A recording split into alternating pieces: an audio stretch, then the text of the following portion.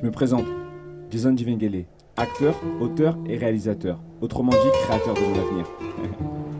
En 2021, la pandémie n'a pas rendu les rêves incertains, elle a simplement renforcé l'incertitude.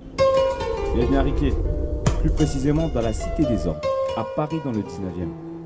La meilleure façon pour moi de répondre à ce thème, c'était d'aller donner la parole à ceux qu'on n'écoute que d'une oreille, la jeunesse. Rêver est un crime.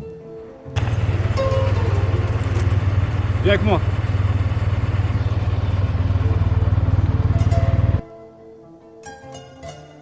Je m'appelle Mohamed, j'ai 24 ans. Je m'appelle Nazia, j'ai 25 ans. Katia, j'ai 20 ans et j'habite dans le 19e. Moussa, Samou, et ceux pour les intimes qui me connaissent depuis un moment. Français, dis-nous, t'as des rêves?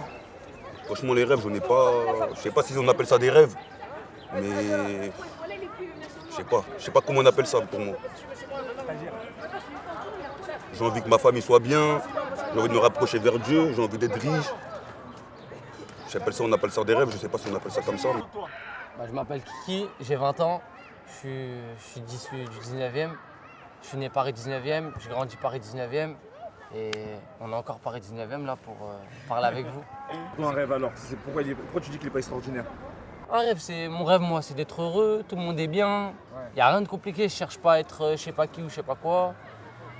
On veut juste être bien et je pense que tout le monde ici pense juste à s'en sortir, à être heureux le plus important, sinon en vrai de vrai. Ça, le Covid, ça t'empêche de rêver ou pas du tout? Je dois rentrer chez moi à 19h, bien sûr ça m'empêche de rêver. Cette année, j'avais pris une année sabbatique, j'avais arrêté l'école, je voulais voyager, mais Voyager, c'était l'objectif. Je ne voyais pas du tout une fin d'études comme ça. Du coup, je dois manager, je dois tout remettre en question, je dois m'adapter. Est-ce qu'avec le Covid, ça a changé un peu ta façon de voir la vie? Bah oui, j'ai appris à beaucoup patienter, prendre sur moi.